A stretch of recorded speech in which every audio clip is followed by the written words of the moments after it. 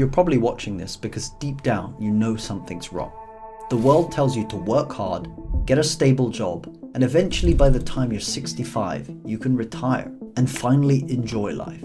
This is the reality for most people, but you're different. So if you want to get ahead, you need to play by a different set of rules to everybody else. You need to do things differently. You see, most people apply to a job with a resume. Studies estimate that it takes between 100 to 200 applications to actually get a job. So if you do the same as everyone else, you literally have no chance of standing out. But what other options do you have? That brings me to a story about a guy named Amir.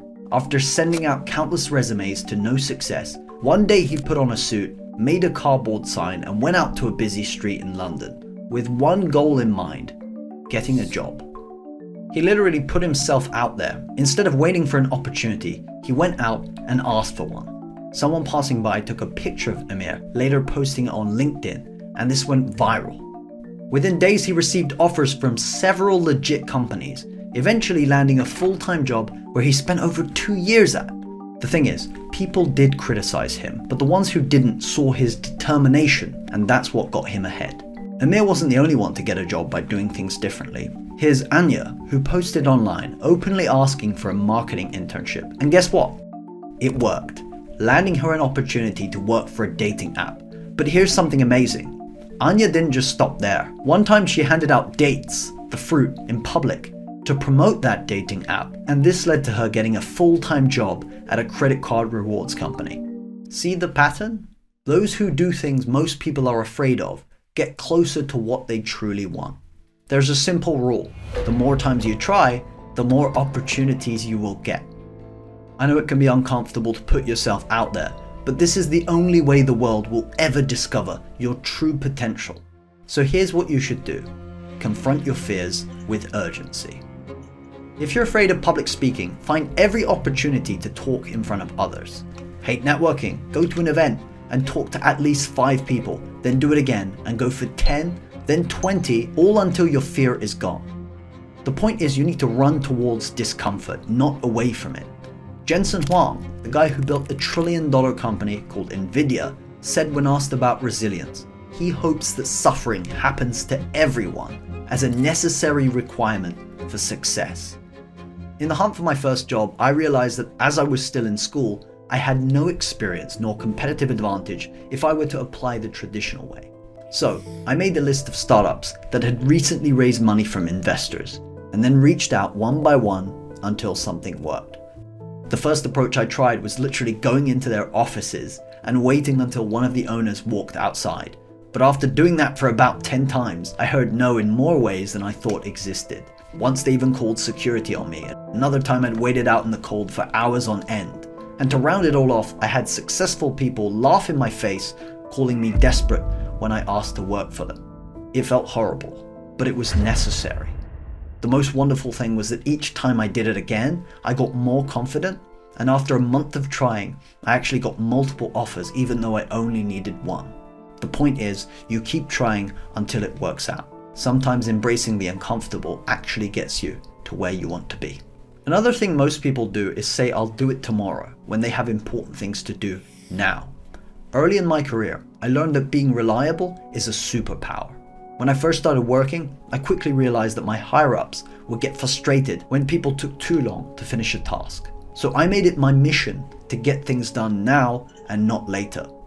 If something needed action, I was on it. I didn't wait till tomorrow. I didn't care whether it was super early in the morning or late in the day. And after a while, my bosses started to notice. At first, it was small things like answering an email quickly, finishing tasks ahead of schedule, and even taking on extra work when others were overwhelmed. And after a while, I earned their trust, becoming the go-to person for when things needed to get done, especially in important times. Here's the thing, companies will remember who they can call on in the most desperate of times.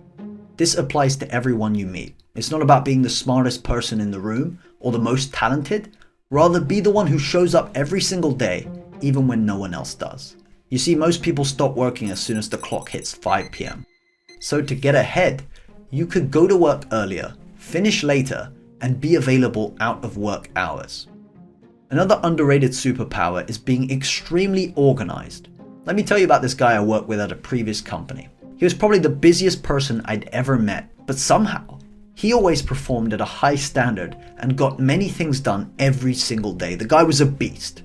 Because we worked at the same company, I could view his calendar to see what he was up to. And his calendar was insane. He mapped out an entire day into 15-minute calls and 60-minute focus blocks, even making space for lunch and short breaks. Doing this, no hour was wasted. Everything was so well planned out. And here's the thing, he never seemed overwhelmed. It was like he'd cracked some kind of productivity code. Honestly, it made me rethink my own approach to work. Now I live by my calendar for everything.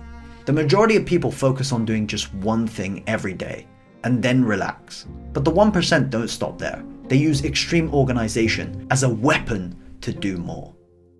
One of the biggest misconceptions about success is that you can do it all on your own. But let me tell you, your network is your net worth. Connections matter way more than people think. About 80% of all jobs are filled through a professional network connection.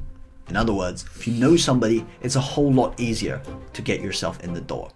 I've got to be honest, up to this day, I've never got a job through a resume, not once. In fact, I didn't even need to apply in the traditional sense. It's not like I had any family connections. In fact, we were so broke growing up that at just 9 years old, I spent my weekends trying to make a quick buck at flea markets. I come from a working class background, so there was no rich uncle to hook me up with a job. This forced me to figure things out myself. So I worked to build relationships with people and prove myself to be someone worth knowing. The key was to make myself valuable to them, long before any formal job offer was ever on the table. And eventually I found myself in the position where I was saying no to more opportunities than yes. Instead of searching for work, it was being brought my way. Remember this, networking is not transactional. It's not about connecting with a stranger on LinkedIn and hoping something comes out of it. You've got to genuinely help people. So when you meet someone, think, what are their problems? And can I make their life easier? If the answer is yes, your sole focus should be to give as much as you possibly can with no expectation of anything in return. If they're a reasonable person who sees your value, trust me, they'll reach out when they need you. And when you show up consistently for others, word spreads. People start looking for you because they already know what you bring to the table. Why review hundreds of applications when you solve their problem? Be the person others think about when they need something done well.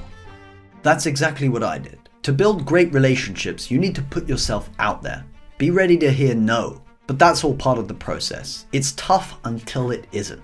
It's really a numbers game. Find people you want to know personally online. Send creative messages and engage with them through social media. Then keep in regular contact. Make sure not to bother them unless you're solving a problem.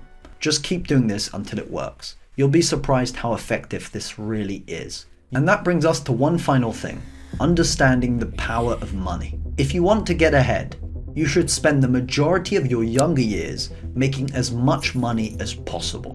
Why? Because the more money you make, the more you can put to work for you. It's about buying assets. The goal should be to invest in things that make you money while you sleep.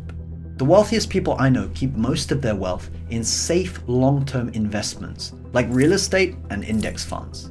That's the foundation, but they also take calculated risks with a small portion of their money, like 10%, into high-risk, high-reward avenues like startups or crypto, just to name a few.